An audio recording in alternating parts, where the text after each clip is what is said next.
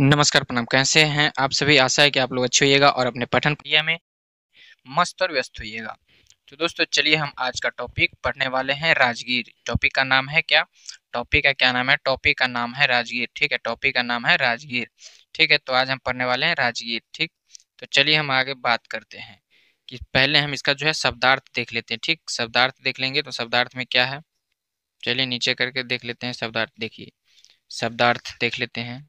शब्दार्थ में है दर्शनीय शब्द। दर्शनीय का मतलब होता है देखने लायक। ठीक है, दर्शनीय मतलब देखने लायक। प्राकृतिक, प्राकृतिक मतलब क्या होता है? प्राकृतिक से संबंधित। क्या है? प्राकृतिक से संबंधित। तीसरा है धार्मिक। धार्मिक मतलब होता है धर्म से संबंधित। ठीक। चौथा है राजधानी। राजधानी मतलब जहां से देश या राज्य का राजकाज चलाया जाता है, राजकाज चलाया जाता है। ठीक। अब हम आगे चलेंगे। अगला है प्राचीन। प्राचीन मतलब पुराना होता है, बहुत पुराना। ठीक। उसके बाद देखेंगे क्या है ऐतिहासिक। ऐतिहासिक मतलब इतिहास से संबंधित, इतिहास से संबंधित। ठीक है, तो ये हमारा रहा शब्दार्थ। अब हम बात करते हैं इस कहानी के बारे में कि ये राजगीर एक धर्मस्थल है।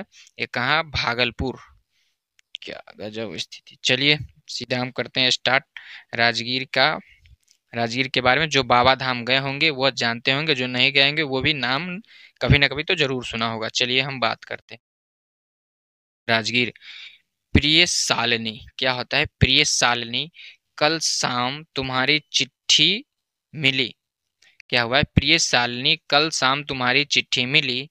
पत्र पत्र में तुमने राजधानी पटना के दर्शनीय स्थलों की, क्या है? दर्शनीय स्थलों की जो है चर्चा की है। साथ ही साथ तुम्हारे द्वारा भेजी गई तस्वीरों ने मुझे उन जगहों को देखने के लिए उतावला कर दिया है।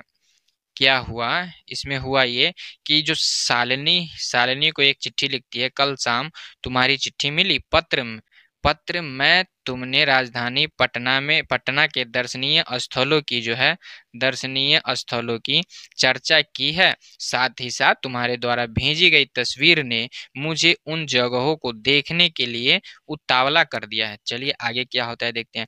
आज मैं भी तुम्हें एक दर्शनीय स्थल राजगीर के बारे में, क्या है? आज मैं भी एक दर्शनीय स्थल किस बारे में जो है? राजगीर के बारे में कह रहा है। तो चलिए हम बात करते हैं क्या कहता है। आज मैं भी तुम्हें एक दर्शनीय स्थल राजगीर के बारे में बताती हूँ, जहाँ से मैं पिछले ही सप्ताह घूम कर आई हूँ। राजगीर नालंदा जिला में है। राजगीर कहाँ है? नालंदा जिला में है। प्राचीन काल में यह मगध राज्य की राजधानी थी, जो राजगृह के नाम से प्रसिद्ध थी। राजगीर का क्षेत्र 5 पहाड़ियों से घिरा है।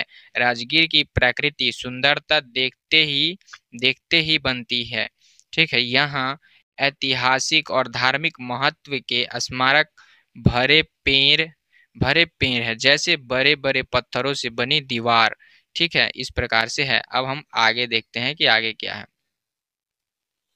आगे देखिए, आगे है कि देखिए यहाँ पर जो है शिला घटित महाप्रकार, जिसका निर्माण महाराजा बिंबिसार ने राजगृह की सुरक्षा के लिए करवाया था।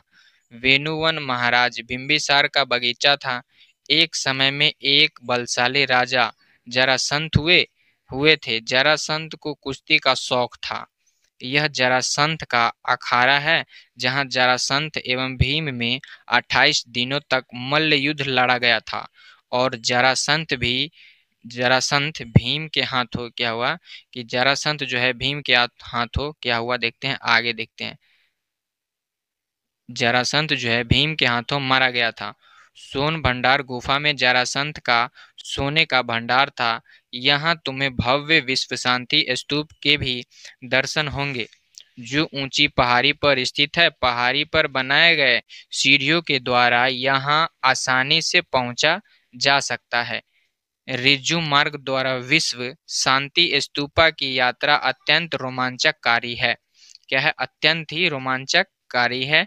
ठीक, अब आगे देखते हैं आगे क्या है कि हरी भरी मनोरमा पहाड़ियां मन को मोह लेती है।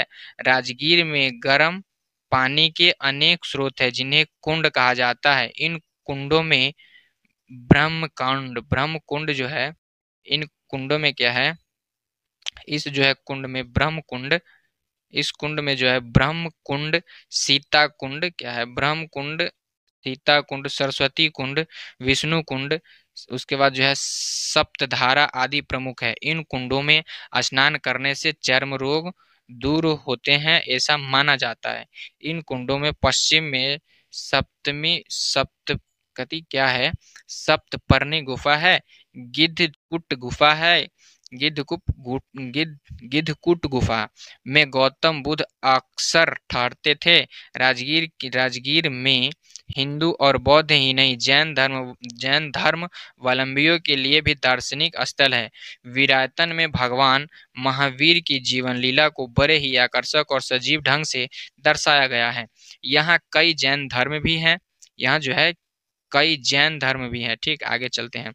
राजगीर की सुंदरता देख वहां बार बार जाने का मन करता है। क्या करता है, वहां पर जो है बार बार जाने का मन करता है। जब यह मलमास का मेला लगता है उस समय तो यह काफी भीड़ होती है। मैं तुम्हें राजगीर के विभिन्न दार्शनिक स्थलों के चित्र भेज रही हूँ, जिन्हें देखकर तुम भी राजगीर की सैर करना चाहोगी। ठीक, इसी प्रकार से अब हम आगे चलते हैं। आगे क्या है, आगे लिखा हुआ है कि अब मैं अपना पत्र यहीं समाप्त करती हूँ। चाचा चाची को मेरा प्रणाम बोलना तथा आदित्य को शुभ आशीष देना। तुम्हारी सहेली ज्योति। ये क्या है, ये जो पत्र लिखती है यह ज्योति लिखती है अपनी सहेली को। ठीक है, ज्योति लिख लिया, अपनी सहेली को लिखती है, राजगीर के बारे में बताती है। ठीक, तो ये रहा राजगीर के बारे में। ठीक, अब इसका अभ्यास है, प्रश्न उत्तर है। ठीक, तो प्रश्न उत्तर को आप लोग इसको जब पढ़िएगा तो देख पाइए क्या है। आइए बातचीत करते हैं। क में है, आपके आसपास कौन कौन सा प्रसिद्ध स्थान है जहां लोग घूमने जाते हैं। मंदिर होगा तो मंदिर का नाम लिखिएगा, या कोई पार्क होगा जिस जगह पे आप रहते हैं तो पार्क का नाम लिखिए। जो भी कोई प्रसिद्ध स्थान होगा तो जहाँ पे घूमने जाते हैं उसका नाम लिखिएगा। उसके बाद क्या है कि इस पाठ को पढ़कर आपको राजगीर के किस स्थान को देखने की सबसे इच्छा हुई। अब इस इतना जो पढ़े हैं इसमें से कौन सा स्थान आपको देखने में अच्छा लगा है तो वहां पे आप जा सकते हैं। ठीक, उसके बाद जो है, ठीक है, इसी प्रकार से है आज की वीडियो में जो है बस इतना ही। फिर मिलेंगे जो है क्या, फिर जो मिलेंगे वो मिलेंगे अगली वीडियो में, अगली क्लास में। ठीक है दोस्तों, तो चलिए, thank you, bye bye, take care.